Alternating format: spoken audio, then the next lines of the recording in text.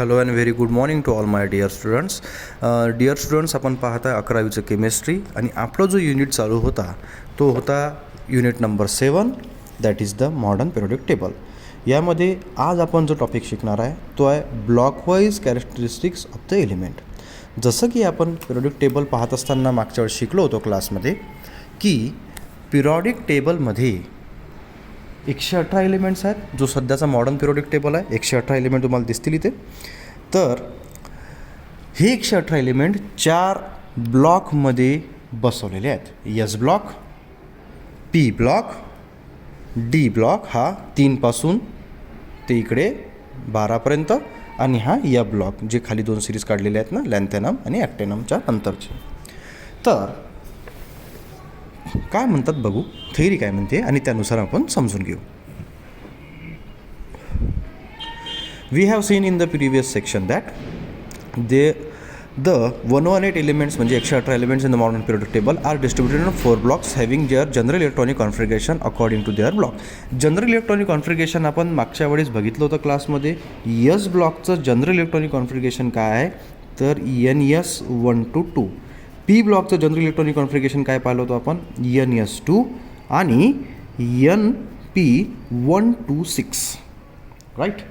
त्यानंतर D ब्लॉकचं general electronic configuration आपण काय पाहिलं होतं NS0 to 2, N-1D1 to 10 आणि F ब्लॉकचं जनरल इलेक्ट्रॉनिक कॉन्फिगरेशन आपण पाहिलं होतं NS2, N-1D 0 to 1 आणि N-2F1 to 14. हे जनरल इलेक्ट्रॉनिक कॉन्फिगरेशन आपण पाहिलं होतं प्रत्येक ग्रुपचं. तर नाव काय म्हणतात characteristics of the S block element. आता पहिली एस ब्लॉक एलिमेंटचे जनरल कॅरेक्टरिस्टिक्स आपण समजून घेऊ. नाव S block contains the elements of group 1 आणि ग्रुप 2. आता बघू आपण पिरियोडिक टेबलमध्ये. नाव एस ब्लॉक एलिमेंटवर कॉन्सन्ट्रेट करा. ही लिथियम, फ्रान्सियम आणि बेरिलियम, रेडियमपर्यंत हा जो पहिला ग्रुप आहे. आता 18 ग्रुप्स हे असे 18 आणि हे जे आडवे असतात हे पिरियड किती पिरियड आहेत तर 7 पिरियड्स आहेत. ठीक आहे. नाव पहिला ग्रुप आणि दुसरा ग्रुप मिळून बनला एस ब्लॉक एलिमेंट, जसं तुम्हाला इथे दिसून राहिलं असेल. तर याचं general electronic configuration NS1 to 2 जसं आपण मगाशी बघितलं. नाव इथे पहिला जो रो आहे म्हणजेच कॉलम म्हणू किंवा ग्रुप म्हणू त्याला अल्कली मेटल्स म्हणतात आणि दुसरा जो आहे याला म्हणतो आपण अल्कलाईन अर्थ मेटल. का बरं म्हणतात ते आपण पुढे समजून घेऊ. त्यानंतर यामध्ये आता थेअरी काय म्हणते ते बघू. All these elements are reactive metals and occur in nature only in combine state. आता असं आहे का जो जास्तीत जास्त जेवढा रिॲक्टिव्ह असेल त्याची तो फ्री स्टेटमध्ये राहत नाही तर कंबाईन स्टेटमध्ये राहतो. एक तर त्याचा तो सल्फरसोबत अटॅच असतात हे मेटल, नाही तर नायट्रोजनसोबत अटॅच असतात, नाही तर ऑक्सिजनसोबत अटॅच असतात, नाही तर हायड्रोजनसोबत अटॅच असतात. असं कधीच होत नाही. जमीन उखरली ना आपल्याला sodium, potassium, strontium, barium, radium, magnesium, beryllium असं डायरेक्टच मिळालं असं होत नाही. ठीक आहे. हां, the exception of lithium and beryllium are predominantly ionic. सगळे तसे ते इक्वॅलंट दाखवतात पण आयनिक आहे त्यांच्यामध्ये कॅरेक्टर. हे 2 आयनिक पण जातात.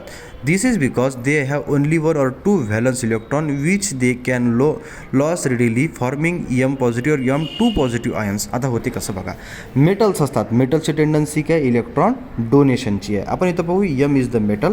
आता इलेक्ट्रॉन जर तो डोनेट करत असेल तर M 1 इलेक्ट्रॉन जर तो डोनेट करत असेल तर 1 इलेक्ट्रॉन लॉस केला. आणि जर का मेटल जर का 2 इलेक्ट्रॉन लॉस करत असेल तर त्याच्यावर किती पॉझिटिव्ह चार्ज येते 2 पॉझिटिव्ह चार्ज येते. हे 2 इलेक्ट्रॉन्स आहेत त्याचे. आता हे पॉझिटिव्ह असल्यामुळे याला आपण म्हणतो कॅटायन्स. आता हे कॅटायन्स आहेत. आता कॅटायन्स आहे म्हणून त्यांच्यावर पॉझिटिव्ह चार्ज आहेत. हेन्स यांची टेंडन्सी इलेक्ट्रॉन डोनेशनची असते. तसंच they have low ionization enthalpy which decreases down the group resulting in increasing reactivity. आता हे जे आहेत यांची आयोनायझेशन एन्थॅल्पी म्हणजे energy required to remove most loosely bonded electron from the outer most shell. म्हणजे या एलिमेंट्सच्या आउटर मोस्ट शेलमधून एखादा electron काढण्यासाठी एनर्जी लागते, त्याला आपण म्हणत असतो आयोनायझेशन एन्थॅल्पी. पण ही जसं जसं डाऊन द ग्रुप जाईल ही एनर्जी काय लागते कमी लागते. म्हणजे कमी एनर्जी लागून यांचा इलेक्ट्रॉन हे काय होते इझिली काढता येते. हेन्स यांची रिॲक्टिव्हिटी वाढते. यानंतर पाहू आपण characteristics of the P block element. P block content the elements of group 13 to 18. आता आपण जसं पाहिलं होतं पी ब्लॉक एलिमेंटमध्ये कोणकोणते येतात बघा, 13 पासून ते 18, याला 0 ग्रुपसुद्धा म्हणतात. 13 पासून ते 18पर्यंत जे येतात ते पी ब्लॉक एलिमेंट्स आहेत. P block element together with S block element are called main group elements. और मेन ग्रुप एलिमेंट्स असंही म्हणतात त्यांना का एस ब्लॉक आणि पी ब्लॉकमध्ये सगळ्यात जास्त रिॲक्टिव्हिटी असतात, त्यामुळे यांना मेन ग्रुप म्हणतात. आणि पी ब्लॉक एलिमेंट आणि S block element together main group असं म्हणतात. The last group of the P block नेमली 18 ग्रुप. आता हे बघा कसं होते, 18 जो ग्रुप आहे हा वाला ग्रुप लास्ट पी ब्लॉकमधला लास्ट, याच्यामध्ये जे एलिमेंट्स आहे यांना नोबल गॅस म्हणतो आपण, ही किंवा इनर्ट गॅस म्हटलं तरी चालेल. का बरं, कारण का यांचा आउटरमोस्ट शेलमध्ये कंप्लीट असते. म्हणजे आता समजा हेलियम जर सोडलं त्याच्यामध्ये आउटरमोस्टमध्ये 2च इलेक्ट्रॉन आहे, पण बाकीचे जर तुम्ही पाहिले तर त्याच्या आउटरमोस्टमध्ये ऑक्टेट म्हणजे 8 इलेक्ट्रॉन कंप्लीट असतात. त्यामुळे यांची रिॲक्टिव्हिटी फार जास्त कमी असते असं म्हटलं तरी चालेल. का हे सगळ्यात जास्त स्टेबल एलिमेंट्स असतात पिरियोडिक टेबलमधले, म्हणून पूर्ण पिरियोडिक टेबलमधले सगळे एलिमेंट्स यांच्यासारखं बनण्याचा प्रयत्न करत असतात. ठीक आहे, आणि ते कसं करतात मग, इलेक्ट्रॉनिक कॉन्फिगरेशन त्यांच्यासारखं मॅच करून. ठीक आहे. हां, these have close valence shell. आपण जसं बोललो आहे ते की त्यांचं आउटरमोस्ट इलेक्ट्रॉन हे कम्प्लीट राहते. Elements of group 17 halogen family आणि 16 चॅल्कोजन्स. म्हणजे ग्रुप 16 जे आहेत त्यांना आपण चॅल्कोजन्स म्हणतो आणि 17ला म्हणतो आपण halogen group. Reactive non metals आहे. The electron gain एन्थॅल्पीज.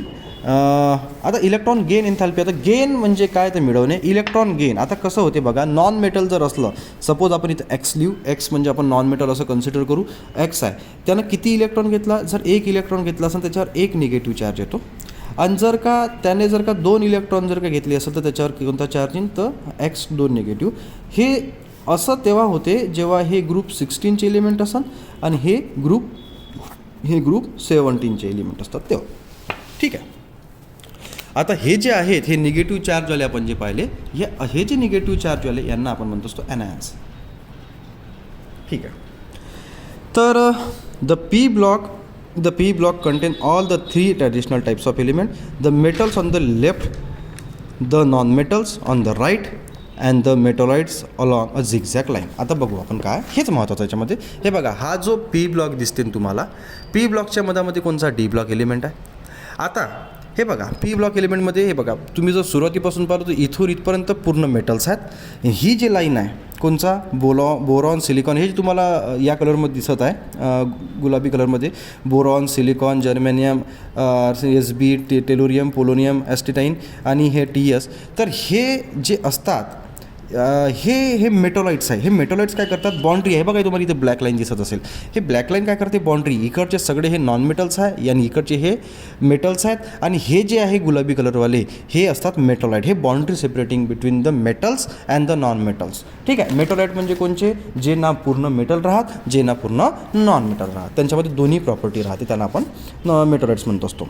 पहा काय म्हणते, non metallic character increases as we move from left to right, where it decreases as we down the group. म्हणजे नॉन मेटॅलिक कॅरेक्टर त्यांचं इन्क्रीज होऊन राहिलं, कुठे, लेफ्टपासून right करत जात असताना, म्हणजे या साईडनं जर चालले तुम्ही तर नॉन मेटॅलिक कॅरेक्टर वाढून राहिलं, आणि विथ रिस्पेक्ट टू ग्रुप म्हणजे डाऊन द ग्रुप टॉपपासून टू बॉटमपर्यंत नॉन मेटॅलिक कॅरेक्टर त्यांचं काय होऊन राहिलं, कमी होऊन राहिलं. ठीक आहे. आता बघू आपण characteristic about D block element. D block element contain elements of the group 3 to 12. They are all metals. The D block elements known as the transition elements or transition metals. आता हे जे D block आहे कुठपासून कुठपर्यंत, तिसऱ्यापासून ते इकडे कुठपर्यंत आहे, 12पर्यंत. ठीक आहे. हे असं, हे तिसऱ्यापासून तर हे 12पर्यंत हे जे आहे हे झालं D block element. यांना ट्रान्झिशन एलिमेंट्स और मेटल्स असं सुद्धा म्हणतात. ठीक आहे. They form a bridge between the chemical reactive S block element and less P block element. म्हणजे काय म्हणतात, एस ब्लॉक एलिमेंट आणि पी ब्लॉक एलिमेंटच्या मधात काय एक ब्रिज असते. Most of the D block elements partly filled inner D orbital. As a result D block elements have properties such as variable oxygen state, paramagnetism, ability to form coloured complex. Variable oxygen state म्हणजे काही metal +1 पण राहते, +2 पण राहते, +4 पण भेटन, +5 पण भेटन. त्यांची ऑक्सिडेशन स्टेट हे फिक्स नाही राहत, की जसं आता तुम्ही सोडियम घेतलं तर ऑक्सिजन स्टेट त्याची +1 आहे, मॅग्नेशियम घेतलं ऑक्सिजन स्टेट त्याची +2 आहे. पण तुम्ही जर का Fe जर बघितला तर Fe तुम्ही +2 पण भेटते, +3 पण भेटते, +4 पण भेटते, +5 पण भेटते. म्हणजे हे जे डी ब्लॉक एलिमेंट्स आहे यांचे ऑक्सिजन स्टेट हे व्हेरिएबल्स असतात. दुसरं पॅरामॅग्नेटिझम म्हणजे यांच्यामध्ये अनपिड इलेक्ट्रॉन जर जास्त असतात त्यामुळे हे पॅरामॅग्नेटिक कॅरेक्टर दाखवतात. ठीक आहे. म्हणजे मॅग्नेटिक मुवमेंटच्या मदत म्हणजे यांची मॅग्नेटिक मुवमेंट काही ना की राहते, म्यूची व्हॅल्यू 0 राहत नाही. दुसरी गोष्ट महत्त्वाची अशी का हे एलिमेंट्स मॅग्नेटिक फील्डमध्ये ठेवल्यावर अट्रॅक्ट होतात, म्हणून paramagnetism. Ability to form coloured ions, जेवढे की कलर शो होतात तेवढे हे एलिमेंट्स कलर दाखवतात, म्हणून यांच्यामध्ये कलर शोईंग ॲबिलिटी असते. जसं तुम्ही जर पाहिलं जसं झिंक, कॅडमियम आणि Hg. आता बघा झिंक, कॅडमियम, Hg हे आता हे ग्रुप 12 वाले पहा, झिंक, कॅडमियम, Hg हे डी ब्लॉक एलिमेंटचे कॅरेक्टरिस्टिक दाखवत नाही असं म्हणणं आहे. का बरं? त्यांचं आउटरमोस्ट इलेक्ट्रॉन कॉन्फिगरेशन कंप्लीट आहे. म्हणजे यांच्या लास्ट शेलमध्ये लास्ट शेल म्हटल्यापेक्षा आपण यांच्या डीमध्ये पूर्ण इलेक्ट्रॉन्स असतात 10चे 10. ठीक आहे. यानंतर आपण characteristic of F block element पाहू. F block element contain elements all of which are metals, म्हणजे सगळे तर मेटल आहेच ते, and are place in the 2 lines called as the lanthanide series. बघा आता काय म्हणणं आहे यांचं, बघा हे जे लॅन्थनाइट्स असतात हे बघा, लॅन्थेनम 57 आणि ॲक्टेनम 89 यांच्या नंतरचे एलिमेंट्स आहे किती, हे पहिली लाईन जे आहे यांच्यामध्ये 14 एलिमेंट्स आहे, आणि हे जे दुसरे यांच्यामध्ये 14 आहे. असे एफ ब्लॉक एलिमेंटमध्ये 14 एलिमेंट्स येतात. हे येतात ग्रुप 3मध्ये आणि पिरियड 6मध्ये लॅन्थेनम, आणि ग्रुप 3 आणि पिरियड 7 म्हणजे ॲक्टेनम, जसं आपण मागच्या वेळेस लेक्चरमध्ये सुद्धा बोललो होतो.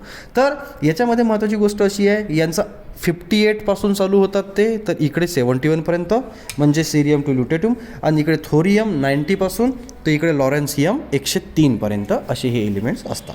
ठीक आहे. आता यांना लॅन्थेनाइट, ॲक्टिनाइट का बरं म्हणतात? काऊन का यांचा तो सुरुवातीचा एलिमेंट आहे ज्यांच्यापासून ते सुरुवात झालं ते लॅन्थेनाइट आहे, म्हणून त्यांना लॅन्थेनॉइम, याचं नाव लॅन्थेनम आहे, त्यामुळे लॅन्थेनाइट्स असं म्हणतात. आणि हा जो ॲक्टिनाइट आहे याच्यानंतर आहे ते, म्हणून त्यांना ॲक्टेनम असं म्हणतात. ठीक आहे. आता पुढचं बघू. नाऊ आता the lanthanides are also know as the rare earth element. Rare असतात, हे फार जास्त काही भेटत नाही. The last electron of the elements in this series is filled in the n-2 F shell, म्हणजे एफ म्हणजे अनकम्प्लीट इलेक्ट्रॉन्स येतात त्याचे, त्यामुळे एफ ब्लॉक एलिमेंट्स आहे.